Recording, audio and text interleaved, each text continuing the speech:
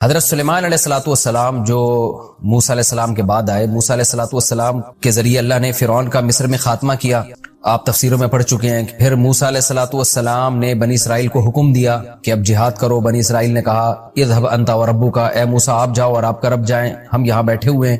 تو یہ نالائقی کی جس کے نتیجے میں اللہ کی طرف سے عذاب آیا اور 40 سال اللہ نے حکم دیا کہ یہ وادی تیہ میں حیران سرگردان گھومتے رہیں گے. اسی دوران حضرت موسیٰ علیہ الصلوۃ والسلام کی وفات ہوئی اسی میدان میں. اور پھر موسیٰ علیہ الصلوۃ والسلام کی وفات کے بعد بنی اسرائیل میں جو پیغمبر تھے ان کی قیادت میں پھر بنی اسرائیل نے جہاد کیا اور اللہ نے ان کو فتح اور نصرت سے ہمکنار کیا. اور بنی اسرائیل کا پھر بنی اسرائیل اسی جب جہاد کیا تو قرآن مجید میں آپ نے طالوت اور جالوت کا واقعہ سنا ہے. اسی لڑائی میں بنی اسرائیل اس میں یا اس کے بعد دوبارہ کوئی نئے پیغمبر آئے یہ ہمیں یقینی طور پر نہیں ملتا ہسٹری میں، لیکن اسی سلسلے میں بعد میں پھر بنی اسرائیل کی لڑائی ہوئی. اللہ نے ایک پیغمبر ان میں بھیجے اور حکم دیا کہ تم ایک طاقتور قوم سے جہاد کرو، لڑائی کرو. تو بنی اسرائیل کے لیے اللہ نے طالوت کو امیر بنایا. پھر طالوت کو جب اللہ نے امیر بنایا تو طالوت کی قیادت میں جہاد ہوا. انہی کی فوج میں ایک داؤد علیہ الصلوۃ والسلام تھے جو پیغمبر نہیں بنے تھے. داؤد علیہ السلام نے دشمن کی فوج میں جو جالوت تھے ان سے بہادری سے لڑ کے ان کو قتل کیا اور اللہ نے پھر داؤد علیہ الصلوۃ والسلام کے ذریعے داؤد علیہ السلام کو نبوت بھی عطا کی اور کمانڈر بھی بنایا اور ان کے ذریعے دوبارہ سے بیت المقدس میں یہودیوں کی خلافت اور حکومت قائم ہو گئی. میں اس لیے کہہ رہا ہوں کہ یہ تھوڑا سا ہسٹری کا سمجھنا، آپ کو تاریخ کا سمجھنا ضروری ہے ان آیتوں کو سمجھنے کے لیے. تو داؤد علیہ الصلوۃ والسلام کی بہت بڑی خلافت قائم ہوئی، دنیا کے بہت بڑے حصے پر حکومت ہوئی. آپ کو پتا ہے کہ جب اہل حق اللہ کی راہ میں جہاد کرتے ہیں تو اہل باطل کی پھر ان سے دشمنیاں بھی ہوتی ہیں. تو اہل یہود کی دشمنیاں بھی بڑھتی چلی گئیں پھر دنیا کی مختلف قوموں کے ساتھ، لیکن اللہ نے فتح اور نصرت سے نوازا داؤد علیہ السلام کی قیادت میں یہودیوں کو. داؤد علیہ الصلوۃ والسلام کے بعد ان کے بیٹے حضرت سلیمان علیہ السلام جانشین بنے. سلیمان علیہ السلام کو اللہ نے داؤد علیہ السلام سے بھی زیادہ بڑی حکومت دی اور یہودیوں کا دنیا کی ایک بہت بڑی آبادی پر قبضہ ہو گیا اور انہوں نے شریعت کو نافذ کیا اور اللہ کے دین کے مطابق عمل کرنے لگے. مگر جیسے کہ آپ نے قرآن میں پڑھا ہوگا ان کی گھٹی میں نالائقی تھی. جہاں پیغمبروں کو ستانے کا موقع ملتا یہ ستاتے، جیسے انہوں نے موسیٰ علیہ السلام کو ستایا تھا. تو حضرت سلیمان علیہ الصلوۃ والسلام کے بعد جو یہودیوں کا بادشاہ بنا اس میں آہستہ آہستہ دینی لحاظ سے خرابیاں آنا شروع ہوئی. اور پھر جب بادشاہ خراب ہوتا ہے تو عوام میں بھی خرابیاں آتی ہیں. تو ہوا یہ کہ مصر کا جو اس وقت بادشاہ تھا نا، یعنی سلیمان علیہ السلام کی دنیا سے جانے کے بعد مصر میں کوئی اور حکومت تھی، آتش پرست ہوں گے کیونکہ اس وقت اہل کتاب تو صرف یہودی تھے پیغمبروں کو ماننے والے، اور باقی لوگ کوئی آگ کی پوجا کرنے والے، کوئی کچھ اور کرنے والے، کوئی سورج کو پوجنے والے. تو مصر کے بادشاہ نے حملہ کیا شام پر، کیونکہ شام میں ان کی اصل خلافت ان کی شام میں تھی جو مرکز تھا. تو شام پہ حملہ کیا اور تھوڑا بہت نقصان کیا اس نے اور کچھ تھوڑا بہت مال و اسباب لوٹ کے لے گیا. لیکن ان کو تنبیہ ہو گئی، یہودیوں کو اپنے اعمال کی اصلاح کا ان کو موقع مل گیا. اور پھر 400 سال تک کہا جاتا ہے کہ بہت بہترین طریقے سے انہوں نے دنیا پہ راج کیا. 400 سال گزرنے کے بعد کہتے ہیں کہ پھر ان میں بت پرستی بھی پھیلنا شروع ہوئی، پھر اعمال ان کے خراب ہونا شروع ہوئے. مصر میں پھر کوئی بادشاہ تھا کیونکہ ان کی دشمنیاں تھیں دنیا میں بہت ساری قوموں سے. تو مصر کے بادشاہ نے جب دیکھا کہ یہ کمزور ہو رہے ہیں اور ان میں آپس میں اختلاف بھی پیدا ہو رہے ہیں تو اس نے دوبارہ، یعنی وہ بادشاہ تو ظاہر مر چکا تھا جو 400 سال پہلے تھا، کوئی نیا بادشاہ تھا، یعنی مصر نے پھر ان کے اوپر چڑھائی کی اور تھوڑا بہت عمارتوں کو نقصان پہنچایا اور کچھ مال و اسباب لوٹ کے لے گیا، لیکن زیادہ تباہی نہیں ہوئی. لیکن ان کو عبرت نہیں ہوئی اس واقعے سے.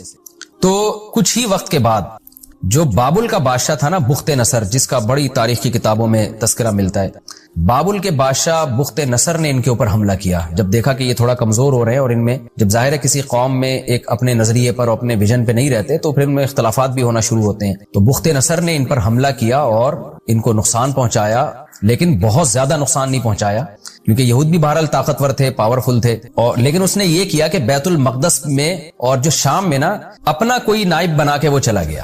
جیسے آج کل بڑی طاقتیں ہوتی ہیں نا کسی ملک پہ قبضہ کر کے، تو ان کو پتا ہوتا ہے ہم اس ملک پہ قبضہ برقرار نہیں رکھ سکتے لیکن اپنا ہی کوئی کٹ پتلی کوئی حکومت بنا کے چلے جاتے ہیں. تو بالکل اسی طرح کا کام بابل کے بادشاہ بخت نصر نے کیا اور اپنی کٹ پتلی حکومت بنا کے چلا گیا. اور کہا جاتا ہے کہ یہودیوں ہی میں سے کسی کو اس نے بادشاہ بنایا.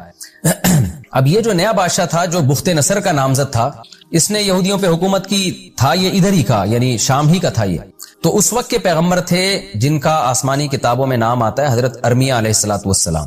انہوں نے اس کو نصیحت کی کہ تو بت پرستی کی طرف لوگوں کو مت لے کر جا، شرک مت پھیلا، اور جو برے اعمال جو اس میں بدکاریاں اور برائیاں اور شراب نوشی، یہ جو بادشاہوں میں عیاشی ہوتی ہے، یہ جو چیزیں آ رہی تھی اس کے اندر، اور اس کی وجہ سے قوم میں بھی خرابیاں آ رہی تھی، تو وہ یہ بات نہیں مانا اور پیغمبر کی بات پر اس نے عمل نہیں کیا. بلکہ طاقت کے نشے میں اس نے یہ ارادہ کیا کہ بخت نصر نے جو مجھے یہاں کا بادشاہ بنایا ہے میں اس کے خلاف بغاوت کر کے پوری ریاست اپنے کنٹرول میں لوں گا۔ اس نے بغاوت کا ارادہ کیا، یہودیوں نے اس کا ساتھ دیا، نتیجے میں بغاوت ناکام ہوئی اور بخت نصر نے ارض شام میں داخل ہو کر بے تحاشا یہودی قتل کیے۔ کہا جاتا ہے کہ 40,000 یہودی اس نے قتل کیے۔ اس زمانے کے لحاظ سے 40,000 بہت بڑی تعداد تھی۔ 40,000 کو اس نے جلا وطن کیا، سینکڑوں ہزاروں کو اس نے زخمی کیا، قید بنایا، اور بہت یعنی بیت المقدس کو بہت زیادہ اس نے تباہ و برباد کیا، مسجد اقصی کی بے اکرامی کی، توہین کی، اور بغاوت کو چلنے کے بعد پورا کنٹرول شام پہ حاصل کرنے کے بعد بہت سارے یہودیوں کو جلا وطن کیا اور بابل شہر لے گیا اپنے ساتھ غلام بنا کے۔ کہتے ہیں کہ یہودیوں کا احساس ہوا کہ انہوں نے چونکہ اللہ کی نافرمانی کی ہے، جس کی وجہ سے اللہ کی طرف سے ان پر یہ عذاب آیا ہے، یہ توبہ طائب میں لگ گئے، اپنے اعمال کی اصلاح میں لگ گئے۔ اللہ کو ان کی حالت پہ ترس آیا اور ان کی نجات کی یہ صورت ہوئی اللہ کی طرف سے کہ اس وقت جو ایران یعنی فارس کی حکومت تھی، ایران کا جو بادشاہ تھا، یہودیوں نے یعنی اس نے یہودیوں کا ساتھ دیا کیونکہ یہودیوں کی ہمدردیاں اس کو حاصل تھیں، اور بخت نصر کے خلاف اس نے لڑائی کی، اور بالآخر اس نے بابل شہر پہ قبضہ کر کے بخت نصر کی حکومت کا خاتمہ کیا اور یہودیوں کو بابل شہر سے آزاد کرایا، اور جو مال و اسباب لوٹا گیا تھا وہ بھی یہودیوں کو دے کر باعزت اس نے دوبارہ ارض شام کی طرف بھیج دیا، اور شام میں پھر دوبارہ یہودیوں کی حکومت قائم ہو گئی۔ یہ جو واقعہ ہے نا جو میں نے آخر میں ابھی بیان کیا، یہ وہ والا واقعہ ہے جس کو آپ تفسیر میں ابھی انشاءاللہ جس کی طرف اشارہ کیا گیا ہے۔ جمہور مفسرین کے نزدیک، قرآن میں واضح تو نہیں ہے لیکن جمہور کے نزدیک اس سے یہی مراد ہے، کیونکہ جو قرآن جو تباہی اور بربادی بیان کرتا ہے نا کہ اس طرح سے ہوئی تھی، تاریخی واقعات سے اس کا ثبوت ملتا ہے کہ وہ یہی والا واقعہ تھا، کیونکہ اس سے پہلے یہودیوں پر اتنا بڑا عذاب کسی دوسری قوم کی طرف سے نہیں آیا تھا اور اتنی قتل و غارت نہیں ہوئی تھی۔ تو ان کو دوبارہ اصلاح اعمال کی توفیق ملی۔ اس کے بعد پھر یہودی جب شام میں آباد ہوئے، ان کو اصلاح اعمال کی توفیق ملی، انہوں نے توبہ استغفار کی، اللہ سے اپنے گناہوں کی معافی مانگی، اللہ نے پھر ان کو دوبارہ ایک مضبوط ریاست دی، مگر تھوڑے دنوں کے بعد پھر یہ آخر آہستہ آہستہ شرارتوں کی طرف مائل ہونا شروع ہو گئے۔ یعنی یہ واقعہ ہے حضرت سلیمان علیہ السلام کے تقریباً 425 سال بعد کا۔ بخت نصر نے جو حملہ کیا نا، بہت زیادہ تباہی مچائی اس نے، جو بغاوت کو کچلا اس نے، تو یہ وہ واقعہ ہے جس کا قرآن تذکرہ کر رہا ہے کہ ہم نے 2 باتیں یہودیوں کے بارے میں لکھ دی تھی کہ 2 دفعہ زمین میں فساد مچائیں گے اور 2 دفعہ اللہ دوسری قوم کو ان پر مسلط کر کے ان کو عذاب دے گا۔ تو ان 2 دفعہ میں سے یہ پہلا واقعہ ہے کہ یہودیوں نے فساد مچانا شروع کیا، تو بخت نصر نے بغاوت کو کچلنے کے لیے یہودیوں پہ حملہ کر کے بہت زیادہ یہودی قتل کیے۔ تو یہ پہلا واقعہ ہے۔ دوسرا واقعہ بھی قرآن میں ہے کہ دوبارہ تم نے پھر اچھے اعمال شروع کر دیے، پھر دوبارہ تم نے زمین میں فساد مچایا۔ اب وہ فساد کیا تھا؟ وہ بھی 425 سال کے کچھ عرصے کے بعد، اور کہا جاتا ہے کہ حضرت عیسیٰ علیہ السلام کے نزول سے تقریباً 150 سال پہلے، ظاہر اس زمانے میں جو تاریخ بیان کی جاتی تھی بالکل پورے طور پر کیلکولیشن نہیں ہوتی تھی اس کی، تو تقریباً 150، بعض نے 170 سال پہلے لکھا، تقریباً عیسیٰ علیہ السلام کے آنے میں بھی 150 سال کا وقت تھا۔ تو 150 سال پہلے ہوا یہ ہے کہ جب دوبارہ یہ شرارتیں ان میں پیدا ہونا شروع ہوئی، تو ایک بادشاہ تھا جس نے انطاکیہ آباد کیا۔ آج بھی انطاکیہ ترکی میں ایک شہر ہے۔ تو انطاکیہ کے بادشاہ نے ان پر حملہ کیا اور اس نے پھر جو ہے یہاں گھس کے بہت زیادہ یہودی مارے، قتل کیے، اور پھر بالآخر رومیوں نے پھر یہودیوں پہ حملہ کر کے رومیوں کی حکومت قائم ہو گئی، جو آج غالباً اٹلی جس کو کہا جاتا ہے نا، آج کا اٹلی جو پرانا روم تھا۔ یہاں اس وقت یہودی نہیں تھے، یعنی اہل کتاب نہیں تھے، کیونکہ عیسائی مذہب تو آیا نہیں تھا اور لڑائی یہودیوں سے ہو رہی تھی، تو غالب یہی ہے کہ وہ بھی کوئی آگ پرست ہوں گے یا سورج کی عبادت کرنے والے۔ یعنی روم میں، اٹلی میں کوئی دوسری قوم آباد تھی جو آتش پرست تھے۔ تو چونکہ بیت المقدس شام قریب ہے یورپ سے اور اٹلی سے یہاں کی نسبت، تو وہاں سے جو لوگ اٹھے، وہاں بھی ایک مضبوط حکومت تھی، انہوں نے اس پہ قبضہ کر لیا بیت المقدس پہ، اور پھر سلاطین روم کی یہاں حکومت قائم ہوئی ہے، یعنی رومیوں کے بادشاہ آتے رہے، اور حضرت عیسیٰ علیہ السلام کے نزول تک بھی یہاں رومیوں کی حکومت تھی۔ رومی سے عیسائی رومی مراد نہیں ہے، بلکہ وہ رومی جو آتش پرست یا کوئی بھی مذہب تھا جس کی مجھے تحقیق نہیں ہے، کسی بھی مذہب کو، یعنی یہ نہ وہ یہودی تھے نہ وہ عیسائی تھے۔ اس کے بعد جب یہ واقعہ ہوا، سلاطین کی یہاں حکومت قائم ہوئی، تو تقریباً 150 سال کے بعد پھر حضرت عیسیٰ علیہ السلام ارض شام میں پیدا ہوئے، اللہ نے ان کے معجزے ظاہر کیے، پھر یہودیوں کو حکم دیا گیا کہ حضرت عیسیٰ علیہ السلام پر ایمان لے کر آؤ۔ بہت سے یہودی حضرت عیسیٰ پر ایمان لے کر آئے، بہت سے حضرت عیسیٰ کی مخالفت میں لگے رہے، اور ایک سچے پیغمبر پر انہوں نے زنا کی تہمت لگائی، حضرت مریم کو معاذ اللہ زانیہ کہا، اور پھر حضرت عیسیٰ علیہ السلام کو قتل کرنے کی کوشش کی، جو کہ ان کی عادت تھی کہ ہمیشہ پیغمبروں کا قتل کیا کرتے تھے۔ بہرحال یہودیوں کی جو میجورٹی تھی وہ حضرت عیسیٰ علیہ السلام پر ایمان نہیں لے کر آئی، لیکن وہ جو سلاطین روم تھے وہ حضرت عیسیٰ علیہ السلام پر ایمان لے آئے۔ اور کہا جاتا ہے کہ روم کا جو بادشاہ تھا نا، جس کی بیت المقدس پہ حکومت تھی، حضرت عیسیٰ علیہ السلام کے یعنی آسمان دنیا پہ جانے کے تقریباً 40 سال کے بعد وہ مسلمان ہوا ہے، اور اس کے بعد سے پھر بیت المقدس میں دوبارہ عیسائیوں کی ایک مضبوط ریاست قائم ہو گئی، اور پھر وہ عیسائی دنیا میں پھیلتے چلے گئے، اور پھر یہودیوں سے ان کی بہت زیادہ لڑائیاں بھی ہوئیں، اور اللہ تعالیٰ نے عیسائی مذہب کو دنیا پہ غالب کر دیا۔ لیکن بیت المقدس کی تعمیر نہیں ہوئی۔ بیت المقدس جس طرح ویران تھا، جو انطاکیہ کے بادشاہ کے حملہ کرنے کی وجہ سے ویران ہوا تھا، اس کی بھرپور طریقے سے تعمیر نہیں ہوئی۔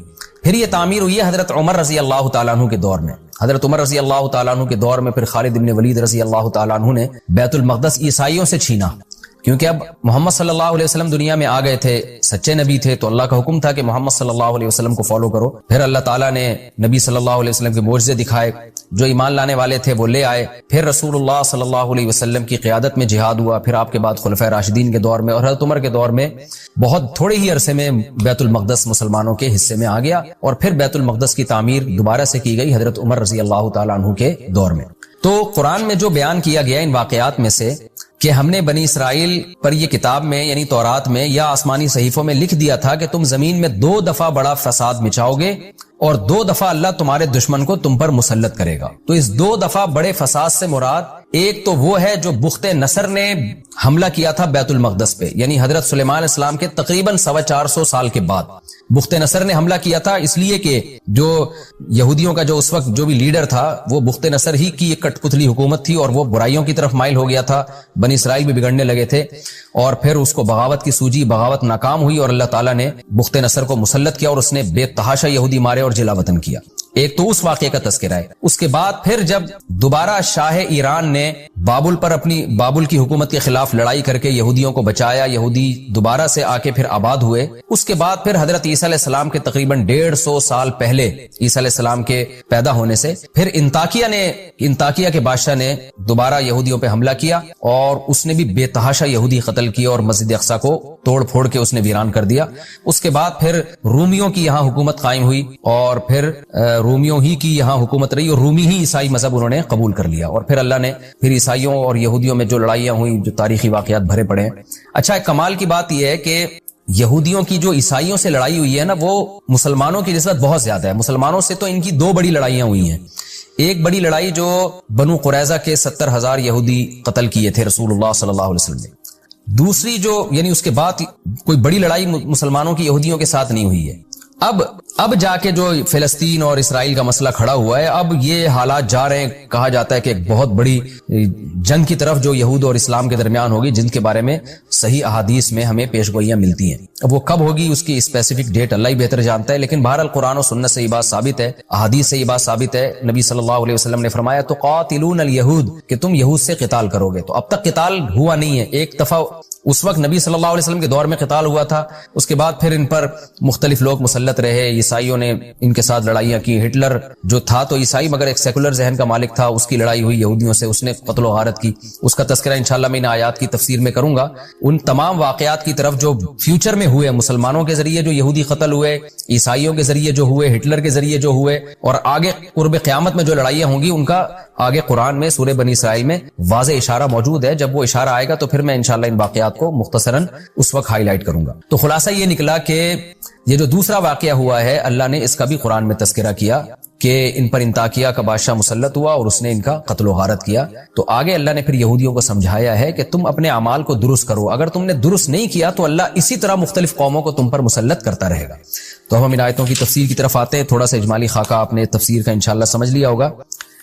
اچھا، یہ جو ہسٹری بیان کی جاتی ہے نا، یہ کوئی صحیح احادیث میں نہیں ہے، بلکہ یہ آسمانی کتابوں سے ہی مفسرین نے لی ہے، اور یہ مورخین ان واقعات کو نقل کرتے چلے آئے ہیں۔ تو نبی صلی اللہ علیہ وسلم نے فرمایا کہ حدثوا عن بنی اسرائیل ولا حرج، اس میں کوئی حرج نہیں ہے کہ آپ اگر اسلام میں اس کے کوئی اسپیسیفک ہمیں کوئی مستند ہسٹری نہیں ملتی، کوئی واقعات کی بہت تفصیلی ڈیٹیل ہمیں نہیں ملتی، تو ہمیں عیسائیوں سے یا یہودیوں سے ہسٹری لینے میں ہماری شریعت نے روکا نہیں ہے۔ اور خاص طور پہ جو خبریں متواتر ہوتی ہے نا، جس کو سارے مورخین نقل کرتے چلے آئے ہوں، تو اس کا انکار کرنا ایک ضد اور ہٹ دھرمی کی بات ہے۔ تو قرآن سے بھی خاص طور پہ جب ان واقعات کی تائید ہو رہی ہے تو اس کو نقل کرنے میں کوئی حرج نہیں ہے۔ اس میں یہ مطالبہ کہ صحیح حدیث سے دکھائیں، یہ مطالبہ ایک کم علمی کی بات ہوگی۔ اگر حدیث میں اس کے خلاف ہوتا تو پھر ہم حدیث کو لیتے، ان واقعات کا انکار کرتے، لیکن نہ حدیث میں اس کی موافقت ہے نہ خلاف ہے، بلکہ قرآن سے اس کی تائید ہوتی ہے۔ اب میں اس کی تفصیل کی طرف آتا ہوں. قرآن کہتا ہے وَقَضَيْنَا إِلَىٰ بَنِي إِسْرَائِيلَ، ہم نے بنی اسرائیل کی طرف یہ فیصلہ کر دیا تھا، فی الکتاب، کتاب میں. کتاب سے تورات بھی مراد ہو سکتی ہے، آسمانی صحیفے بھی مراد ہو سکتے ہیں. وہ کہہ دیا تھا لَتُفْسِدُنَّ فِي الْأَرْضِ مَرَّتَيْنِ، کہ تم زمین میں 2 دفعہ فساد مچاؤ گے. یہاں بہت بڑا فساد مراد ہے، کیونکہ چھوٹے موٹے فسادات پر اللہ کی طرف سے سزا بھی چھوٹی موٹی ملتی ہے. اچھا، اللہ نے لکھ دیا تھا کہ کیا مطلب ہے؟ یہ ایسے ہی ہے جیسے ہمارے پیغمبر صلی اللہ علیہ وسلم نے ہمیں بتا دیا نا فیوچر کے بارے میں، کچھ باتیں ہوں گی، عیسیٰ ابن مریم نازل ہوں گے، تمہاری لڑائی ہوگی، فلاں سے ملحمہ کبریٰ ہوگا، جو قیامت کی علامات ہیں. تو اللہ نے تورات میں بھی بنی اسرائیل کو بتا دیا تھا کہ تم بدعمالیاں کرو گے جس کی تمہیں یہ سزا ملے گی، پھر تم دوبارہ بدعمالی کرو گے، پھر اس کی دوبارہ تمہیں یہ سزا ملے گی. تو وہ کیا لکھ دیا تھا اللہ تعالیٰ نے؟ لَتُفْسِدُنَّ فِي الْأَرْضِ مَرَّتَيْنِ، کہ تم زمین میں 2 دفعہ سرکشی کرو گے. یعنی یہ اسلام سے پہلے، اس سرکشی سے وہ سرکشی مراد ہے جو اسلام کے دنیا میں آنے سے پہلے ہوگی. ایک سرکشی وہ جو حضرت عیسیٰ علیہ السلام کی مخالفت میں تھی، اور ایک سرکشی وہ جو حضرت موسیٰ علیہ السلام کی مخالفت میں تھی، یعنی دین موسوی کی مخالفت کی انہوں نے، جس کی تفصیل میں بتا چکا ہوں کہ تم زمین میں 2 دفعہ فساد پھیلاؤ گے اور تم بہت بڑی سرکشی کرو گے زمین میں. زنا پھیلنے لگا تھا، شراب اور لوگوں پہ ظلم زیادتی. آگے اللہ فرماتے ہیں فَإِذَا جَاءَ وَعْدُ أُولَاهُمَا، ان دونوں وعدوں میں سے جب پہلے وعدے کا وقت آیا. یہاں وعدے سے مراد ہے تقدیر، یعنی جو اللہ نے اطلاع دی تھی نا تمہیں. وعد سے مراد میعاد، وقت مقرر، کیونکہ وعدے میں کسی سے کوئی خاص ٹائم کا وعدہ کیا جاتا ہے تو اس لیے اس ٹائم کو بھی وعدے سے تعبیر کیا جاتا ہے. ورنہ وعدہ تو 80 چیزوں میں ہوتا ہے نا. آپ کہتے ہیں کہ میں تم سے وعدہ کرتا ہوں کہ میں فلاں وقت میں تمہاری دعوت کروں گا، تو یہاں وعدہ اس معنی میں نہیں ہے. یہاں وعدہ ہے میعاد، جو اللہ نے ٹائم بتایا تھا. جب اس پہلا والا ٹائم آیا ہے تو کیا ہوا؟ بعثنا علیکم عبادا لنا، ہم نے مسلط کر دیا تم پر اپنے بندے. اللہ نے اپنے بندے، کیونکہ کافر بھی اللہ کا بندہ ہے، وہ اسلام دشمن قوتیں تھیں. اللہ تعالیٰ کی عادت ہے کہ ظالم کو ظالم سے ہی سزا دلوا دیتے ہیں بعض دفعہ. وَكَذَلِكَ نُوَلِّي بَعْضَ الظَّالِمِينَ بَعْضًا، اللہ فرماتے ہیں ہم بعض دفعہ بعض ظالموں کو دوسرے ظالموں سے پٹواتے ہیں. جیسے ہٹلر بھی ایک ظالم تھا نا، لیکن اس ظالم ہی کے ذریعے اللہ نے یہودیوں پہ بھی ظلم کروایا. تو یہ اللہ کی عادت ہے کہ بعض دفعہ ظالم کو ظالم پر مسلط کرتے ہیں. تو جو بابل کا بادشاہ بخت نصر تھا وہ بھی ظالم تھا، لیکن اللہ نے اس کو ان پر مسلط کر دیا. اس کو عباد یا عبد سے تعبیر اس لیے کیا ہے کہ عبد کہتے ہیں غلام کو، تو کافر بھی اللہ کا غلام ہے. تو جب اللہ چاہتے ہیں اس ظالم ہی کو کسی پر مسلط کر دیتے ہیں، یعنی وہ بھی اللہ کے کنٹرول میں ہے، وہ بھی اللہ کی مرضی کے بغیر نہیں کر سکتا کچھ بھی. فرمایا ہم نے اپنے بندوں کو مسلط کیا اولی باسن شدید، جو بہت سخت لڑائی والے تھے. یعنی جو بابل کا بادشاہ بخت نصر تھا بڑی شدید لڑائی والا تھا. فجاسو خلال الدیار، وہ گھروں کے بیچ میں گھس گئے. یعنی اتنی زبردست فتح ہوئی ان کو اور ایسی سخت انہوں نے لڑائی کی ہے کہ میدانوں میں لڑائی نہیں بلکہ آبادیوں کے اندر غروں کے بیچ میں گھس کے قتل و غارت کرنے لگے. وکان وعدن، اور یہ ایک ایسا مقرر وقت تھا، مفعولا، جو ہو کے رہنا تھا. یعنی اللہ تعالیٰ نے جب بتا دیا تھا کہ یہودی فساد کریں گے یہ سزا ملے گی، تو اس نے ہو کے رہنا تھا اور وہ ہو کے رہا. ثم رددنا لکم الکرۃ علیہم، پھر ہم نے تمہارے لیے مدد کی، لوٹایا ہم نے تم کو کرہ باری کو، علیہم ان کے خلاف. یعنی جو تمہاری دشمن قوم تھی نا بخت نصر، پھر ہم نے اب باری کو چینج کیا اور ہم نے کہا تمہارے ذریعے سے ہم ان کو سزا دلوائیں گے. یہ بھی تو ظالم لوگ ہیں نا، اور تمہاری اب مدد کریں گے کیونکہ تم نے توبہ کر لی ہے. تو ہم نے پھر کیا کیا اس کے لیے؟ وَأَمْدَدْنَاكُمْ بِأَمْوَالٍ، ہم نے مدد کی تمہاری مالوں کے ذریعے، وَبَنِينَ، اور بیٹوں کے ذریعے. بیٹوں کے ذریعے مدد کا مطلب یہ بھی ہو سکتا ہے کہ اللہ نے یہودیوں کی نسل بڑھائی. جب بابل شہر میں یہودی جا کے آباد ہوئے نا تو ان کی نسل بہت تیزی سے بڑھی ہے. تو ظاہر آبادی کا ریشو جب کسی قوم کا بڑھتا ہے تو وہ پاور میں آ جاتی ہے. جو حکمران قوم تھی ان کی آبادی کا ریشو کم ہوا اور یہودیوں کی آبادی کا ریشو بڑھ گیا، جس کا نتیجہ یہ نکلا کہ جب ایران کے بادشاہ نے حملہ کیا ہے بابل پر اور بخت نصر کے خلاف، تو یہودی اتنی بڑی تعداد میں تھے، انہوں نے ایرانیوں کی مدد کی اور اللہ نے افرادی قوت کی وجہ سے بخت نصر کی حکومت کا خاتمہ کر دیا. یہ بھی مطلب ہو سکتا ہے، اور یہ بھی مطلب ہو سکتا ہے کہ جو قیدی یہودیوں کے قید ہوئے تھے وہ اللہ نے چھڑوا دیے، جس کے نتیجے میں ان کی افرادی قوت بڑھ گئی. وَأَمْدَدْنَاكُمْ بِأَمْوَالٍ وَبَنِينَ وَجَعَلْنَاكُمْ أَكْثَرَ نَفِيرًا، اور ہم نے تمہیں زیادہ بنا دیا نفر کے اعتبار سے. نفر بھی افراد کو کہتے ہیں، نہیں افرادی قوت ہم نے بہت کر دی. تو زیادہ مفسرین اسی طرف گئے ہیں کہ آبادی کا ریشو بڑھا دیا، بہت زیادہ ان کی اولادیں ہوئی، بچے ہوئے، جس کے نتیجے میں جوانوں کا ریشو بہت زیادہ ہو گیا اور پھر ان کی آبادی بہت زیادہ بڑھ گئی، تو اس کے نتیجے میں ان کو قوت اور طاقت مل گئی. ان احسنتم احسنتم لانفسکم، آگے اللہ فرماتے ہیں اگر تم اچھا عمل کرو گے، یعنی ہم نے یہ سب باتیں لکھ دی تھی پہلے کہ اگر تم عمل اچھا کرو گے تو احسنتم لانفسکم، تو تم اپنے ہی فائدے کے لیے کرو گے. اب دیکھو تم نے توبہ کر کے اچھا عمل شروع کر دیا نا، تو اللہ نے ایران کے بادشاہ کے ذریعے بخت نصر کو، بابل کی حکومت کا خاتمہ کیا اور تمہیں اللہ نے نجات دے دی. تمہارے اچھا عمل تمہارے ہی فائدے میں جا رہا ہے. وَإِنْ أَسَأْتُمْ فَلَهَا، اور اگر تم برا کرو گے، فَلَهَا تو یہ بھی لِأَنفُسِكُمْ، تمہارے ہی نفس کے لیے یہ برائی بھی، یعنی اس کا نقصان بھی تم اٹھاؤ گے جیسے کہ تم نے اٹھایا. فَإِذَا جَاءَ وَعْدُ الْآخِرَةِ، پس جب دوسرا وعدہ آیا ہمارا، یعنی ایک دفعہ تمہیں بخت نصر سے نجات ملی، شام میں جا کے دوبارہ آباد ہوئے، پھر بدعمالیوں کی طرف تم مائل ہوئے، تو اس کو اللہ نے دوسرا وعدے سے تعبیر کیا ہے، یعنی دوسرا وقت مقرر آیا تاکہ لیسوء وجوہکم، تاکہ تمہارا دشمن تمہارے چہروں کو بگاڑ دے. اس سے مراد وہ انطاکیہ کا جس نے انطاکیہ کو آباد کیا وہ بادشاہ تھا جس نے یہودیوں پہ چڑھائی کی، ان کی بدعمالیاں شروع ہو گئی تھی، نا اتفاقیاں شروع ہو گئیں، اور اس نے کیا کیا، اتنا یہودیوں کو مارا ہے کہ ان کے چہروں کو بگاڑ دیا. یہ چہروں کو بگاڑنا کنایا ہے بے تحاشا مار پیٹ سے، کہ وہ بیت المقدس میں گھسا ہے، اور لیسوء وجوہکم، تاکہ وہ تمہارے چہروں کو بگاڑ دے، ولیدخلوا المسجد، اور تاکہ یہ تمہارے دشمن گھس جائیں مسجد میں، مسجد اقصی میں، کما دخلوہ اول مرہ، جیسے پچھلی مرتبہ تمہارے دشمن گھسے تھے اس میں، انہوں نے جو تخریب کاری کی تھی، اس دفعہ بھی تمہارے دشمن وہی کام کریں گے. ولیتبروا، اور تاکہ یہ لوگ تباہ و برباد کر دیں، ماں ہر اس چیز کو علو جس پر یہ غالب آئیں، تتبیرا بالکل تباہ و برباد. یعنی ایسا لگتا ہے کہ یہ دوسرا جو واقعہ ہوا ہے نا، یہ پہلے سے بھی زیادہ خطرناک تھا، کیونکہ قرآن نے اس کو زیادہ اہتمام سے بیان کیا. آگے اللہ تعالیٰ فرماتے ہیں، اب یہ اس کے بعد پھر میں نے آپ کو بتایا کہ پھر رومیوں کی، اٹلی کے جو بادشاہ تھے، جو بھی آتش پرست لوگ تھے، ان کی بیت المقدس پہ اور شام پہ حکومت قائم ہو گئی، اور پھر تقریباً 150 سال کے بعد اللہ نے حضرت عیسیٰ علیہ السلام کو پیدا کیا. آگے اللہ فرماتے ہیں، عسیٰ ربکم ان یرحمکم، اللہ نے یہ بات بھی لکھ دی، یہ سب باتیں وہی چل رہی ہے جو لکھی بھی ہیں، کہ امید ہے کہ تمہارا رب تم پر رحم کرے گا. یعنی ابھی بھی رحمت کا ایک آپشن تمہارے لیے باقی رکھا اس نے. وہ کیا ہے؟ اس میں اشارہ ہے کہ اب نئے حضرت عیسیٰ علیہ السلام پر ایمان لے کر آؤ، اور جب محمد صلی اللہ علیہ وسلم دنیا میں آئیں تو ان پر ایمان لے کر آؤ، پھر اللہ تم پر رحم کرے گا، پھر مسلمانوں کے ساتھ ملا کے اللہ تمہاری حکومتوں کو دوبارہ قائم کرے گا. لیکن آگے اللہ فرماتے ہیں، وَإِنْ عُدْتُمْ عُدْنَا، اگر تم نے دوبارہ وہی بدعمالیاں شروع کی، وہی زمین میں فساد شروع کیا. دیکھیں، فساد ایک خاص نوعیت کی بدعملی کو کہتے ہیں، ایسی بدعملی جس میں لوگوں پہ ایک تو گناہ ہے نا انسان کا پرسنل، ایک شراب پی رہا ہے، زنا کر رہا ہے، ایک یہ فساد ہے، ایک ہے کہ سازشیں کر کے زمین کا امن خراب کرنا. تو ایسا معلوم ہوتا ہے یہودی صرف انفرادی بدعملی میں مبتلا نہیں تھے، اجتماعی ایسی بدعملی جس سے زمین کا فساد تباہ ہو رہا ہو، حب مال، حب جاہ، اور لوگوں پہ ظلم، اس قسم کی برائیاں ان میں آ گئیں. تو اللہ فرماتے ہیں، وَإِنْ عُدْتُمْ عُدْنَا، ہم نے یہ بھی لکھ دیا تھا کہ اگر تم دوبارہ لوٹے تو ہم بھی دوبارہ لوٹیں گے. کیا مطلب؟ اسی نوعیت کی سزا دیں گے جو پہلے ہم دے چکے ہیں، جو بخت نصر کے ذریعے اور رومیوں کے ذریعے اور انطاکیہ کے ذریعے تمہیں ہم سزا دے چکے ہیں، کہ کس طرح لوگوں نے تمہیں مارا. دیکھیں قرآن کی کیسی بلاغت ہے اور کیسی پیش گوئی ہے. یہ آیتیں مکہ میں نازل ہوئی ہیں، اس وقت بنو قریظہ بنو نذیر کے واقعات نہیں ہوئے تھے، یہ مکہ میں نازل ہوئی ہیں، لیکن بالکل یہودیوں کو اس کے بعد اسی انداز سے سزا ملی ہے جو پہلے ملتی تھی.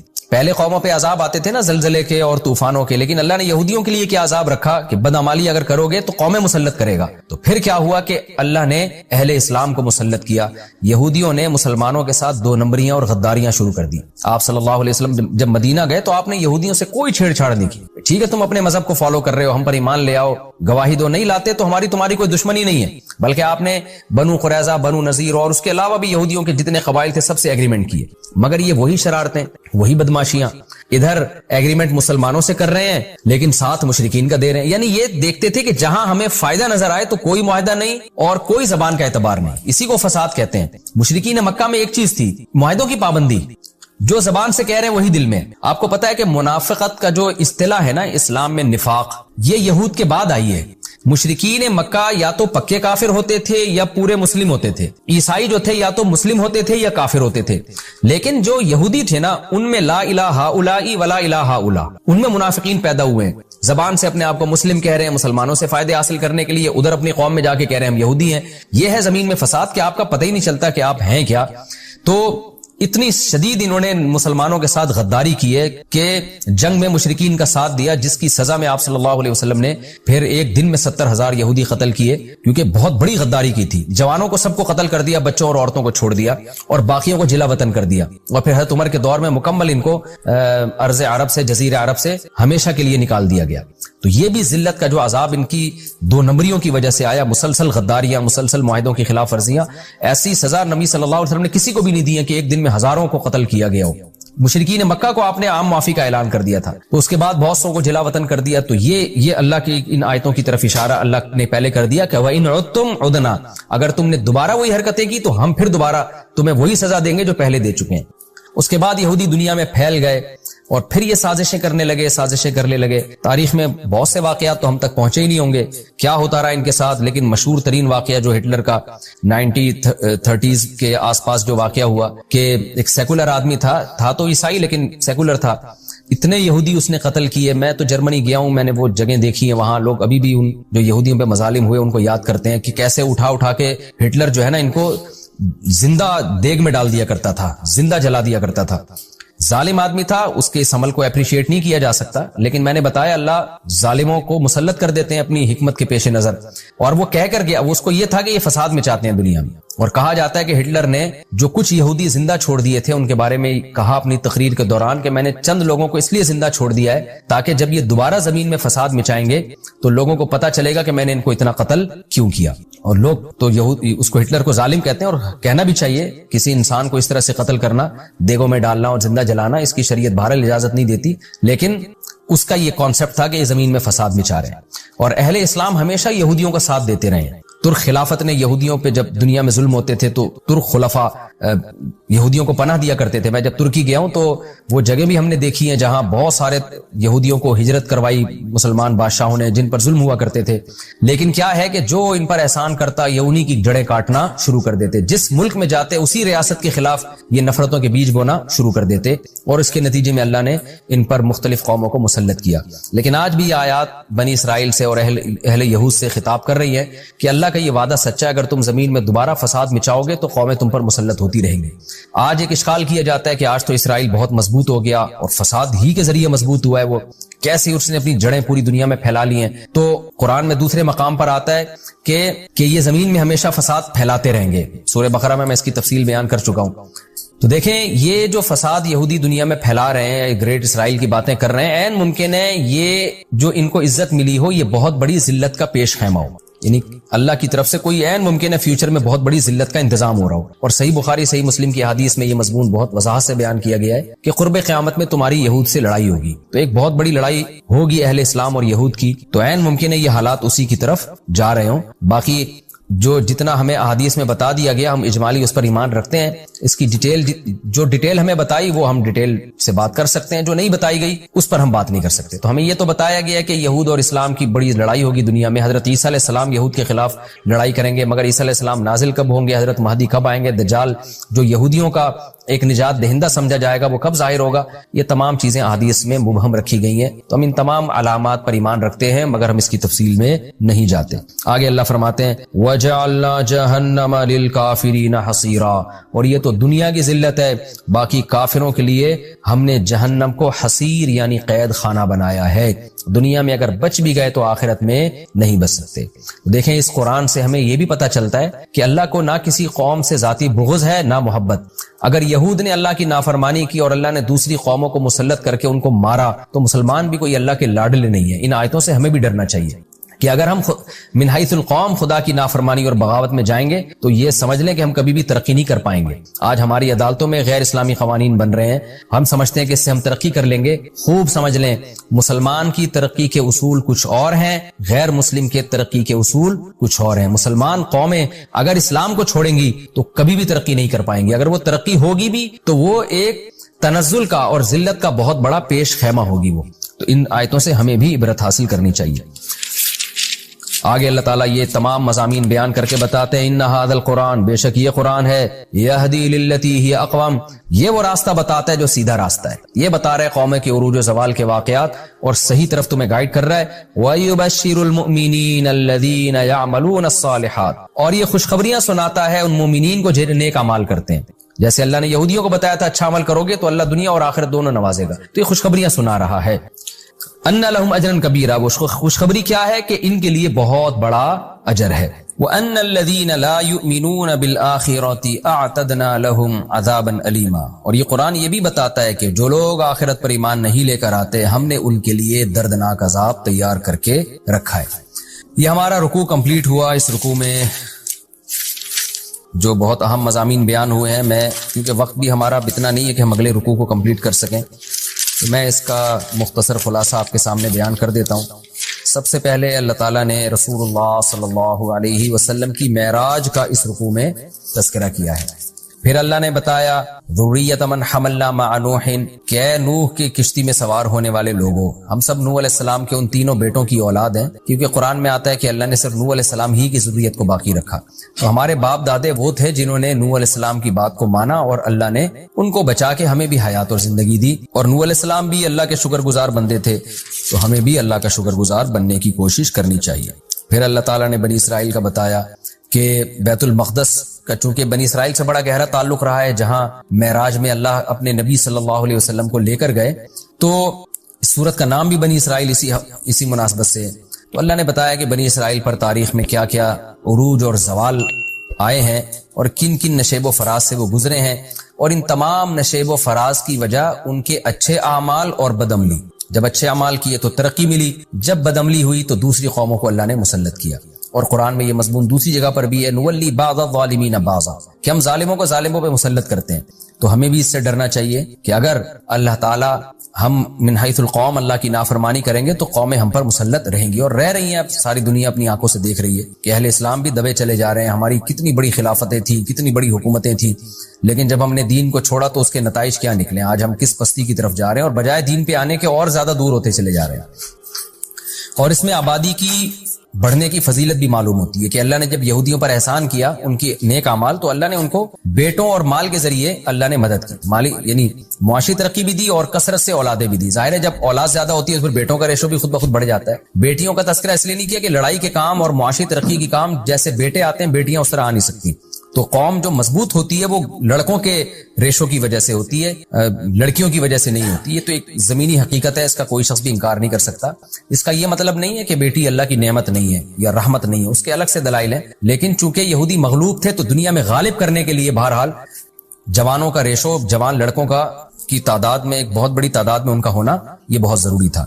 تو آج بھی ہم کیسے بے وقوفی کی باتیں کرتے ہیں کہ جو نعمت اللہ تعالیٰ، جو آبادی کو جو اللہ نے ایک بطور نعمت کے بیان کیا، ہم اسی آبادی کو گھٹانے میں لگے ہوئے ہیں.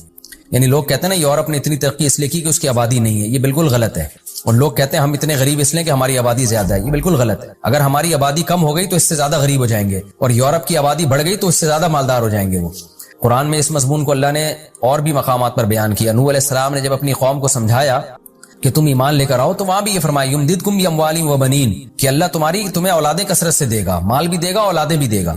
تو اولاد کی کثرت یہ اللہ کی بہت بڑی نعمت ہے. شعیب علیہ السلام نے جب اپنی قوم کو سمجھایا تو وَاذْكُرُوا إِذْ كُنْتُمْ قَلِيلًا فَكَثَّرَكُمْ، اے میری قوم یاد کرو اس وقت کو جب تم تھوڑے تھے اللہ نے تمہاری تعداد بڑھا دی. تو وہاں بھی یہی ہے کہ آبادی کا بڑھنا ہر جگہ اللہ بطور نعمت کے بیان کر رہے ہیں. تو جس گھر میں اولاد زیادہ ہے، جس شخص کو اولاد زیادہ ملی، تو یہ سب چیزیں اللہ کی نعمت میں داخل ہیں. بچوں کا کم ہونا، آبادی کا گرانا، یہ عذاب ہے، یہ زحمت ہے. ایک اللہ کی طرف سے کسی کو اولاد نہیں ملتی، ایک وہ پلاننگ کر کے اپنے گروتھ ریشو کو خود ہی کم کر رہا ہوتا ہے. تو یہ بہت بڑا احمق اور بہت بڑا بے وقوف ہے. یہ تبھی تو آپ دیکھیں جتنا اسلام دشمن قوتیں ہماری آبادی کو کم کرنے کے لیے وسائل خرچ کر رہی ہیں، اتنا کسی چیز پہ خرچ نہیں ہو رہے، کیونکہ ان کو پتا ہے کہ یہ آبادی ہی ایک ان کے پاس ایک پاور ہے. کیونکہ آبادی زیادہ ہوگی، جوانوں کا ریشو بڑھے گا، سورس آف انکم بڑھے گی، اور جو ہے لائبلٹیز کم ہو جائیں گی، اور جو ہے کمانے کے ذرائع زیادہ بڑھ جائیں گے. تو یہ ساری چیزیں آبادی کی کثرت کے نتیجے میں ہوتی ہیں. ام عندهم الغیب فهم یکتبون، یہ آیت ہے جس پر آج میں نے درس دینا تھا، وقت تھوڑا رہ گیا تو مختصر دیتا ہوں. قرآن کہہ رہے ام عندهم الغیب فهم یکتبون، کیا ان کے پاس غیب کا علم ہے جس کو یہ لکھ رہے ہیں؟ کیا علم؟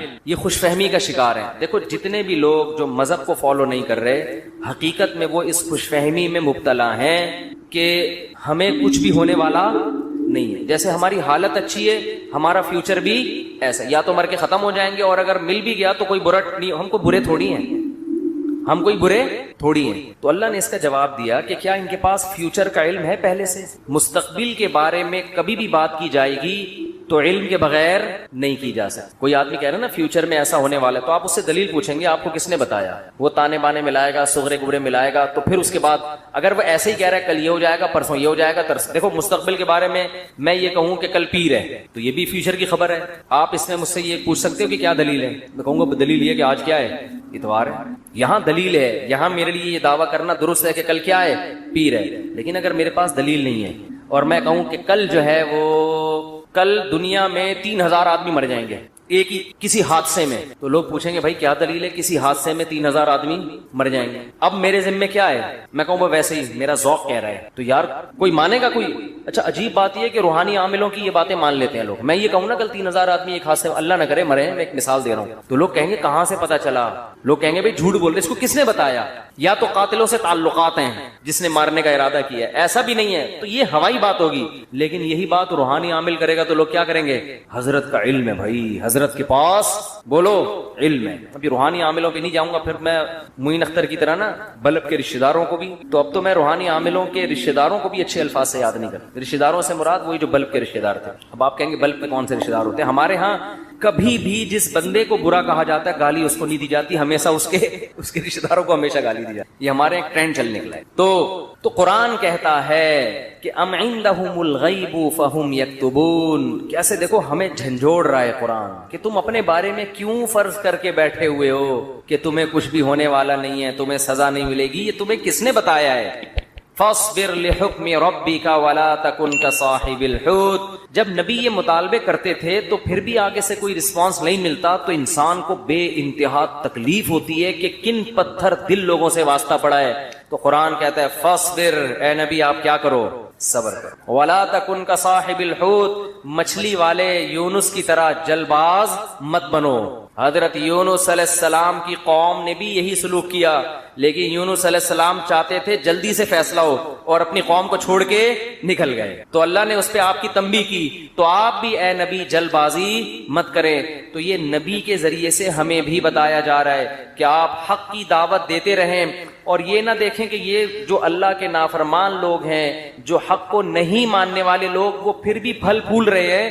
اس ٹینشن میں مت آؤ, کیونکہ اللہ انصاف کرتا ہے مگر اس میں دیر ہوتی ہے, اندھیر نہیں ہوتی. وہ لے گا انتقام, ان کو اپنے حال پہ چھوڑ دو. یہ اللہ کی حکمت اسی کا تقاضا کرتی ہے, چھوڑ دیا جائے اپنے حال پہ. آج جو اہل حق ہے نا ان کو بہت تکلیف ہوتی ہے کہ جب یہ ہم صحیح بات کر رہے ہیں لیکن آگے جواب جو مل رہا ہے وہ کیا مل رہا ہے, الٹا, کوئی مان کے نہیں دے رہا. تو اللہ فرماتے ہیں وَلَا تَكُنْ كَصَاحِبِ الْحُوتِ إِذْ نَادَى وَهُوَ مَكْظُومٌ. یونس علیہ السلام نے جلد بازی کی اور پھر آخر اللہ کی طرف سے ان کو دنیا میں تنبیہ ہوئی ہے, سزا ملی ہے. اور وہ سزا کیا ملی؟ اذ نادا وهو مکظوم, مچھلی کے پیٹ میں گئے, غم سے گھٹ رہے تھے اور اللہ کو پکارا. فنادا فی الظلمات اللہ الہ الا انت سبحانک انی کنت من الظالمین. اے اللہ تیرے سوا کوئی عبادت کے لائق نہیں. غلطی کس کی ہے؟ میری غلطی, میں نے اپنی جان پہ ظلم کیا. تو اللہ نے کیا کیا؟ مچھلی کے پیٹ سے نکال لیا. دیکھو یونس علیہ السلام نے اللہ کے حکم پہ کتنا عرصہ تبلیغ کی, قوم نے نالائقی کی, پھر بھی نہیں مانے. سزا بجائے قوم کو ملنے کے کس کو مل رہی ہے؟ بولتے کیوں نہیں, الٹا حضرت یونس علیہ السلام کو مل رہی ہے سزا. تو اب آپ بتاؤ کیسا پیغمبروں کا صبر کا پیمانہ ہے. ایسے موقع پہ بھی اللہ کے خلاف کوئی شکایت زبان سے بولو نہیں نکلا. کیوں؟ اللہ یونس علیہ السلام کے عمل میں ہمیں بتا رہے ہیں کہ دینداری کا یہ مطلب نہیں ہے کہ تم اچھے بنو گے تو اللہ کی نوازشیں آنا شروع ہو جائیں گی. دینداری کا مطلب یہ کہ جو اللہ کا کام ہے وہ اس کو کرنے دو. تمہارا کام ہے عاجزی انکساری, بس میں ہی غلط, صحیح ہو کے بھی کون غلط؟ میں غلط. ہمیشہ غلطی کس کی کھاتے میں ڈالنی ہے؟ بولتے کیوں نہیں؟ دیکھو ہم نماز پڑھتے ہیں, نماز کے بعد 3 دفعہ استغفر اللہ پڑھتے ہیں, تو کیا کسی نامحرم کو دیکھا ہوتا ہے ہم نے نماز میں؟ بولتے کیوں نہیں؟ تو کوئی تک بنتا ہے استغفر اللہ کا؟ یا ہم نے کوئی جرم کیا ہے, نماز پڑھی اور کیا کہلوایا جا رہا ہے؟ استغفر اللہ استغفر اللہ. بھائی اگر استغفر اللہ پڑھنا تھا تو یہ نماز پڑھی کیوں نہیں تم نے؟ ہمیں یہ بتایا جا رہا ہے کہ تم نیکی کر کے بھی کیا سمجھو جیسے تم نے گناہ کیا ہے. کیسے گناہ؟ نماز گناہ نہیں ہے. بھائی تم یہ کہو اے اللہ جس طرح سے پڑھنی چاہیے تھی اس طرح سے نہیں پڑھی میں, تو نیکی کر کے بھی کہا جا رہا ہے کہ ہم غلط ہیں. ہم نے اللہ جو پڑھنی تو ہمیں معاف کر دے, ہم سے نہیں ہوئی صحیح, ہم سے کام کیا ہو گیا؟ غلط ہو گیا. مجھے یاد یاد ہے 25-30 سال پرانا قصہ ہے, چھوٹا بچہ تھا میں اس وقت, ایک تبلیغی جماعت میں نا ایک صاحب کے سال پہ سال لگ رہے تھے, پوری دنیا میں ان کے سفر ہوئے, بڑا انہوں نے وقف کیا ہوا تھا اپنے آپ کو تبلیغی جماعت کے لیے. تو میرا ان سے ٹاکرا ہو گیا, وہ مجھے سمجھانے لگے جماعت میں نکلو سیرو سے, جیسے تبلیغ والے کرتے ہیں. مجھے پتا تھا یہ بہت ہی پرانے کھیڑو ہیں اور ان کی تو زندگیاں گزر گئی ہیں اس کام میں. میں نے کہا ماشاءاللہ اللہ نے آپ سے بڑا کام لیا ہے تبلیغ کا. کہتے ہیں ہاں میں نے بہت بگاڑا ہے تبلیغ کے کام. کہہ رہے ہم تو کام بنانے والے نہیں, کس میں ہم تو بگاڑنے. کہہ رہے میں تو بگاڑ ہی رہا ہوں جب سے. مجھے ان کا یہ اسٹائل بہت اچھا لگا, یعنی اپنے آپ کو کہہ رہے ہیں کہ تبلیغی جماعت میں اگر کوئی خرابی ہے تو وہ کس کی وجہ سے ہے, بولو. وہ اپنے بارے میں کہہ رہے ہیں وہ کس کی وجہ سے, مجھے نہیں کہہ رہے تھے اپنے بارے میں کہہ رہے تھے, وہ کس کی وجہ سے, میری وجہ. کہہ رہے ہم کام بنانے والے نہیں بلکہ بگاڑنے والے ہیں. اب کوئی فسادی ہوتا تو کہتا ہے جب بگاڑنے والا تو کر کیوں رہا ہے پھر ہمیں, یہ تو اس نے خود کہا ہے, اپنی زبان سے بولا ہے کہ ہم بگاڑنے والے ہیں, یوٹیوب پہ کلپ ڈالتا ہے یہ دیکھو خود. تو مجھے ان کی یہ تواضع پسند آئی. میں نے کہا دیکھو یہ بیچارہ صبح شام اس کام میں لگا رہتا ہے, مگر یہ کہہ رہا ہے جو تبلیغ کا کام پھیل رہا ہے اس میں جو برکتیں ہو رہی ہیں وہ میرے علاوہ لوگوں کی وجہ سے ہو رہی ہیں, اور جو خرابی آ رہی ہیں وہ کس وجہ سے ہو رہی ہیں, وہ ساری میری وجہ سے ہو رہی ہیں. تو آج مارکیٹ میں یہ چیز کیا ہے, شارٹ. ہر اچھا کام میں نے کیا, برا کام ستار بھائی نے کیا. ستار بھائی نہ ملے گا مجھے. ایک دن ایک فون آیا, میں نے فون اٹھایا, کون کہہ رہے ہیں, ستار بھائی بات کر رہا ہوں. ارے میں نے کہا بیٹا یہ مجھے نہیں چھوڑے گا, یہ کہے گا مفتی صاحب بہت تم نے جو ہے نا, لیکن وہ شکر ہے ایسی کوئی بات تھی نہیں. تو جنات کا دیکھ لو, قرآن مجید میں آتا ہے کہ جب نبی صلی اللہ علیہ وسلم نے تبلیغ کا کام شروع کیا نا تو جنات بھی کی ایک جماعت نے نبی کے قرآن کی تلاوت سنی اور جا کے اپنی قوم کو انہوں نے تبلیغ کرنا شروع کی. تبلیغ کا انداز دیکھو جنات کا, کیونکہ ہدایت مل گئی تھی ان کو, مسلمان ہو گئے تھے. تو تبلیغ کیسے کر رہے ہیں کہ بھئی دیکھو دنیا میں کوئی بڑا کام ہوا ہے, ہمارا آسمانوں پہ داخلہ بند ہو گیا, انا لا ندری ہمیں نہیں پتا, اشر ارید بمن فی الارض کہ جو اللہ نے محمد صلی اللہ علیہ وسلم کو دنیا میں بھیجا اور شیاطین کا اوپر جانے کا سیٹ اپ بند کر دیا, ہمیں نہیں پتا کہ زمین والوں کے ساتھ شر کا ارادہ, کیونکہ بعض دفعہ اللہ پیغمبروں کو بھیجتے ہیں حجت تمام کرنے کے لیے تاکہ حجت تمام ہو اور پوری قوم کو تباہ کر دیں, تو شر بھی ہوتا ہے نا اس میں. کہہ رہے ہیں انا لا ندری ہمیں نہیں پتا, اشر ارید بمن فی الارض کہ جو لوگ زمین میں رہتے ہیں ان کے ساتھ برائی کا ارادہ کیا گیا ہے, ام اراد بہم ربہم رشدا یا ان کے رب نے ان کے ساتھ بھلائی کا ارادہ کیا ہے. اسٹائل نہیں سمجھ میں آیا میرا خیال. دیکھو جملہ یہ ہونا چاہیے تھا کہ ہمیں نہیں پتا یہ جو کچھ ہو رہا ہے, ہمیں نہیں پتا کہ رب نے ان کے ساتھ برا چاہا ہے یا اچھا چاہا ہے. اصل میں تو یہ ہونا چاہیے نا. لیکن جنات کیا کہہ رہے ہیں, آج کل تو انسان اتنے سمجھدار نہیں ہے جتنے اس زمانے کے جنات سمجھدار تھے.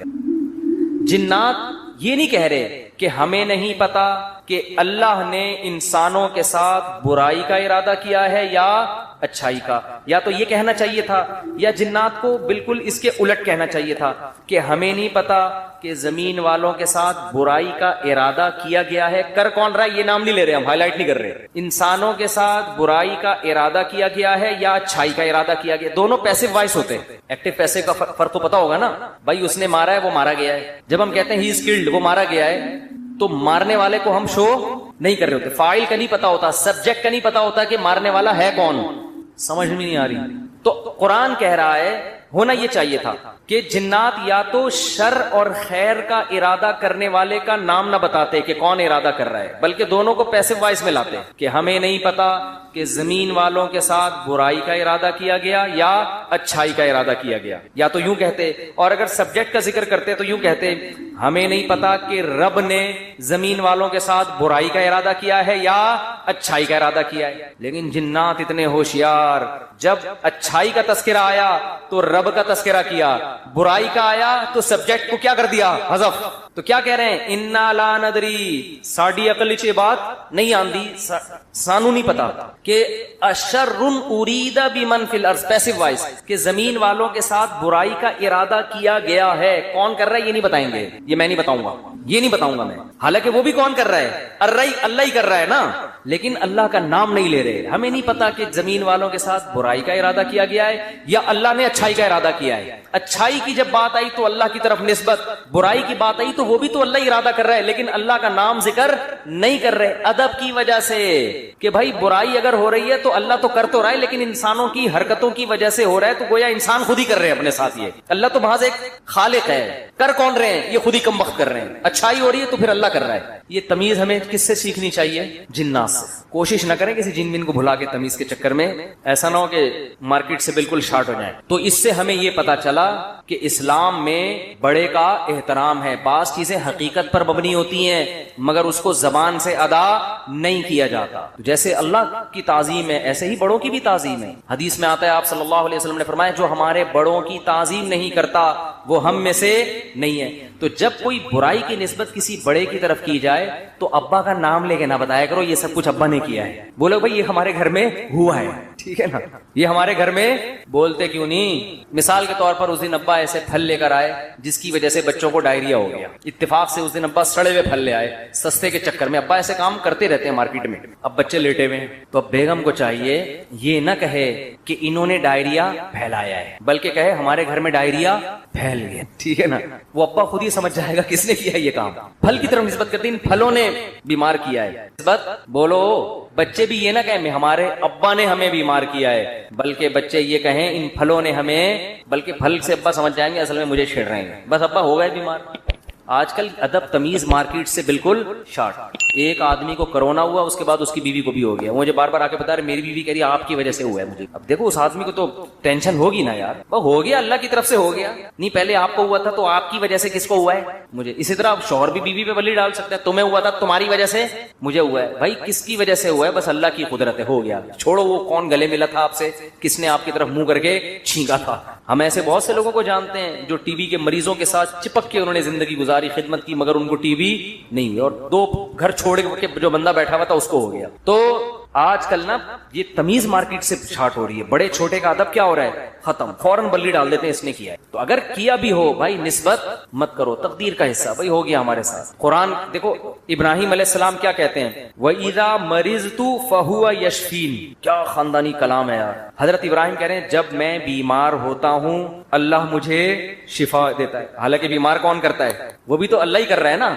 تو کہنا تو یہ چاہیے تھا کہ اللہ ہی بیمار کر کے اللہ ہی مجھے ٹھیک کر دیتا ہے. تو سوال ہے اس میں اللہ کی تعریف کی کیا ضرورت ہے, بیمار بھی تو اسی نے کیا تھا. لیکن اللہ کی حمد و ثنا کر رہے ہیں, بیمار تو میں ہو جاتا ہوں, شفا کون دیتا ہے, اللہ. تو یہ ادب تمیز سکھایا جا رہا ہے کہ انسان کے بچے بن کے زندگی گزارو, بڑے چھوٹے کا ادب کرو. القابات بھی بڑے چھوٹے کے لیے الگ الگ ہونے چاہیے. تو خیر قرآن کیا کہتا ہے, اے نبی فاصبر, آپ نے کیا کرنا ہے, صبر کرنا ہے. تو ہمیں بھی ترغیب دی جا رہی ہے کہ ہم یہ نہ سمجھیں کہ ادھر ہم دعوت دیں گے ادھر فوراً لوگ ہماری دعوت پر لبیک کہیں گے. جس کو جو بات سمجھائیں گے 2 منٹ میں اس کی سمجھ میں وہ بات آ جائے گی اور وہ بالکل ہمارے نظریات کے مطابق ہو جائے گا اور اس طرح ہم ہنسی خوشی زندگی گزاریں. لوگ یہی کہتے ہیں, پھٹے اسی پہ ہوتے ہیں نا. باپ کہہ رہا ہوں یار میں بیٹے کو سمجھا رہا ہوں کم وقت کی سمجھ میں ہی نہیں آ رہا. بیٹا کہتے ہیں ہم ابا کو سمجھاتے ہیں ابا کی سمجھ میں نہیں آ رہا. شوہر بیوی کو سمجھا رہا ہے اس کی کھوپڑی میں نہیں آ رہا. بیوی شوہر کو سمجھا رہی ہے اس کی کھوپڑی میں نہیں. اپوزیشن حکومت کو سمجھا رہی ہے حکومت کی سمجھ میں نہیں آ رہا. حکومت اپوزیشن کو سمجھا رہی ہے اپوزیشن کی سمجھ میں نہیں آ رہا. تو اگر دنیا میں جو بات سمجھائی جائے میں کب سے کیا کیا سمجھا رہا ہوں سمجھ میں آ رہا ہے, کب سے کیا کیا سمجھا رہا ہوں سمجھ میں نہیں آ رہا. تو اگر ایسا ہی دنیا میں نظام ہو جائے کہ ادھر سمجھایا ادھر سمجھ میں آ گیا تو سب ہنسی خوشی زندگی گزارنا شروع ہو جائیں گے. وہ ایک شاعر ہے ہندوستان کا, ان کا نام ذہن سے نکل گیا, تراز کر کے آتا ہے, پتہ نہیں ایچ ایم تراز ہے کچھ ایم تراز کر کے آتا ہے. بڑے زبردست شاعر ہیں. میں نے جب ان کی ایک دفعہ شاعری سنی نا تو مجھے بڑا, اس لیے نہیں کہ مجھے نہیں پتا کیسے آدمی اچھا ہی ہوں گے, لیکن مجھے اردو سے لگاؤ ہے, محبت ہے. تو ہندوستان کے شاعروں میں بڑی زبردست شاعری ہے اردو کی نا. تو میں نے جب اس بندے کی شاعری سنی میں نے کہا یار یہ 2014 کی بات ہے. میں نے کہا اس بندے سے ملاقات کا دل چاہتا ہے, اس نے اردو پہ بڑی محنت کی. تو اللہ کی قدرت یہ جو عمرہ ہے نا, عمرہ یہ مسلمانوں کے لیے بہت بڑا ایک ذریعہ ہے آپس میں کمیونیکیشن کے لیے. یہ میں نے انگریزوں کی کتاب میں یہ بات پڑھی ہے, گوروں نے لکھا ہے کہ مسلمان سائنسدان جو بہت بڑے بڑے حکیم بنے نا جنہوں نے جڑی بوٹیوں پہ ریسرچ کی, اس کی ایک بہت بڑی وجہ مسلمانوں کا حج ہے. کیونکہ حج کرنے کے لیے کہاں کہاں سے ساؤتھ افریقہ سے اور کہاں کہاں سے دنیا سے لوگ آتے تھے, وہ پیدل جنگلوں سے گزرتے اور اس میں جڑی بوٹیوں پہ تحقیق کرتے تھے. آپ ذرا حکیموں کی, پرانے حکیموں کی کتابیں پڑھیں نا, ایسے ایسے جڑی بوٹیوں کے خواص لکھے ہوئے, آدمی کہتے ہیں انہوں نے ان کو یہ پتا کہاں سے چلی. تو وہ یہ حج اور عمرے سے جو مسلمانوں کے سفر ہوئے ہیں, پھر مختلف ملکوں کے لوگ آ کے عمرے میں ایک دوسرے سے ملتے ہیں, ایک دوسرے کی تہذیبیں سیکھتے ہیں, سکھاتے ہیں. یہ مسلمانوں کے لیے یہ بہت بڑا ایک ذریعہ بنا ہے. یہ بیت اللہ جو ہے نا یہ مسلمانوں کو آپس میں کنیکٹ کرنے کا صدیوں سے ایک بہت بڑا ذریعہ ہے. یہاں کے ترکی، پاکستانی، انڈونیشیا سب آ کے کیا ہوتے تھے، مل جاتے ہیں. تو میری خواہش تھی، میں نے کہا یار کبھی ان سے سلام دعا ہو جائے تو اچھا ہے، خوشی ہوگی. تو وہ میں نے ویسے ہی انڈیا کے کچھ لڑکے بیٹھے ہوئے تھے بیت اللہ میں، عمرہ کیا ہم نے. میں نے کہا یار وہ ایک شاعر ہے، انہوں نے کہا اتفاق سے عمرہ کرنے آیا ہوا ہے. میں نے کہا میری ملاقات کرا دو. تو مجھے نہیں پتا تھا وہ مجھے جانتے ہیں. تو جب ملاقات ہوئی انہوں نے کہا میں تو آپ سے خود بہت دنوں سے ملنے کا مشتاق ہوں، آپ کے بیان سننے بڑا مزہ آتا ہے. اس وقت میرے آڈیو بیان ہوتے تھے. تو بات کیا کر رہا تھا میں، تو ان کا ایک شعر تھا، شعر کا ایک جملہ مجھے یاد ہے کیونکہ ہم ہر چیز آدھی یاد کرتے ہیں نا، وہ ابتدائی عشق میں دل ہوا یوں خراب آدھا والا شعر کی وجہ سے. تو اس نے کہیں اپنی محبوبہ کا شاعر نے تذکرہ کیا ہوگا کہ وہ کہیں چلی گئی، یوں ہو گیا، ٹینشن میں آ گیا. تو اس نے لکھا یہ انہونی نہیں ہوتی تو پھر ہونے کو کیا ہوتا، یہ انہونی نہیں ہوتی تو پھر ہونے کو، یعنی دنیا میں کچھ عجیب سے کام ہوتے ہیں تو پھر ہوتا ہے نا کچھ تو آدمی انجوائے کرتا ہے کچھ ہوا ہے. یعنی اگر شاعر کا تخیل بیان کر رہا ہوں، ایسا نا آپ اس شاعر کو کہیں کون سی معشوقہ تھی تمہاری مارکیٹ سے شارٹ ہو گئی، مفتی صاحب نے ہمیں بتایا شاید ہم پولیس بھیج کے. اس شاعروں کا کلام کا کچھ بھی مطلب نکالا جا سکتا ہے. محبوبہ کے بجائے کچھ وسیم بھائی کو ڈال دو، ستار بھائی کو ڈال دو، وہ ٹینشن نہیں ہے. شاعر کے کلام کو کبھی الفاظ کو نہیں پکڑا جاتا، اس میں ہر آدمی اپنے حساب سے اس کا مفہوم بیان کر رہا ہوتا ہے. تو ہم نے اس کو اپنے حساب سے اس شعر کو لیا کہ دنیا میں کچھ ہونے کے لیے کچھ انہونیوں کا ہونا بولو ضروری ہے. سمجھ رہے ہو؟ دیکھو بعض لوگ کچھ کر کے موسٹ وانٹیڈ بن جاتے ہیں تو وہ اسی کو انجوائے کرتے ہیں. کہتے ہیں اگر یہ نہ ہوتا تو ہم موسٹ وانٹیڈ، وہ کیا ہے، بدنام جو ہوں گے تو کیا نام نہ ہوگا. نام پیدا کرنے کے لیے بدنام ہونا بھی ضروری ہے. تو اس نے کہا یہ انہونی نہیں ہوتی تو پھر ہونے کو کیا ہوتا. تو میں یہ کہہ رہا ہوں اگر یہ ٹینشنیں دنیا میں نہ ہو تو ہونے کو کچھ ہو ہی نہیں. آپ نے بیگم کو بات سمجھائی، سمجھ گئی. اس نے آپ کو سمجھایا، آپ کی سمجھ میں فوراً آ گیا کہ یہ کیا کہہ رہا ہے. آپ نے اپنے بچے کو ایک دن کچھ سمجھایا، اس کی سمجھ میں فوراً آ گیا. تو گالیاں ہوتی دنیا میں، پھر کوئی بلب کے رشتے داروں کو گالیاں دیتا، بولو نا. تو خیر اور شر کا مقابلہ کیا ہو جاتا، ختم. پیغمبر امتیوں کو سمجھاتے 2 منٹ میں بات سمجھ میں آتی. نبی آگے سمجھاتے بھائی یہ 360 بت پتھر کے بنے ہوئے تم نے رکھے ہوئے ہیں، یہ غلط ہیں. تو کہتے ہیں او اچھا یہ تو بالکل صحیح کہا آپ نے. ہم اپنے ہاتھوں سے اپنے خدا کو بناتے ہیں، یہ بننے میں ہمارے محتاج، تو بھلا یہ ہماری مدد کیسے کریں گے. بات تو کلیئر تھی نا 2-4 کی طرح، مگر ان کی کھوپڑی میں نہیں آئی ہے. 10,000 کا لشکر لے کے مکہ پہ حملہ ہوا ہے، خون بہے ہیں، لو عورتیں بیوہ ہوئی، بچے یتیم ہوئے. اتنی سی بات سمجھانے کے لیے 23 سال کی ٹینشن ہے، پھر جا کے بھی سمجھ میں پھر بھی نہیں آئی. پھر مکہ فتح ہوا تو نبی نے بیت اللہ کے اندر 360 بت گرائے اپنے ہاتھوں سے، وہ بھی طاقت کے زور سے سمجھ میں آئی ہے، ورنہ پھر بھی نہیں آئی. اگر یہ حملہ نہ ہوتا تو آج تک 360 بت رکھے ہوئے ہوتے. آپ دلائل میں مناظرہ ہی کر رہے ہوتے، بحث ہی کر رہے ہوتے، کسی کی کھوپڑی میں نہیں آتی بات. تو بھائی اتنی بڑی حقیقت جب بحث سے کسی کی کھوپڑی میں نہیں آئی تو آپ کی بیگم آپ کی فرما بردار کہاں سے بن جائے گی؟ کیونکہ آگے اس کے پاس بھی دلائل ہوتے ہیں سمجھانے کے لیے. آپ اس کو جب سمجھاؤ گے شوہر کے یہ حقوق ہیں تو کہے گی کہ صرف شوہر ہی کے بیوی کے نہیں ہوتے. اب کیا جواب دو گے آپ؟ اب یا تو 10,000 کا لشکر لے کے سسرال پہ حملہ کرو، یہی ہوگا. 10,000 کا لشکر لے کے کیا کرو، سسرال پہ حملہ کرو، اپنے حقوق پاس کرواؤ. ایسا نہیں ہوگا. تو بس یہی ہے کہ آپ نے سمجھایا، نہیں سمجھ میں آیا. اس نے سمجھایا، آپ کی سمجھ میں نہیں آیا. ہنسی خوشی زندگی گزارو. بولو یہ انہونی نہیں ہوتی تو پھر ہونے کو کیا ہوتا. تو اس لیے دنیا میں جو بھی ہو رہا ہے نا، اپنی ذمہ داری پوری کرو، اپنا الو سیدھا رکھو. جو اپنی ذمہ داریاں پوری کرو، باقی جو ہو رہا ہے ہونے دو.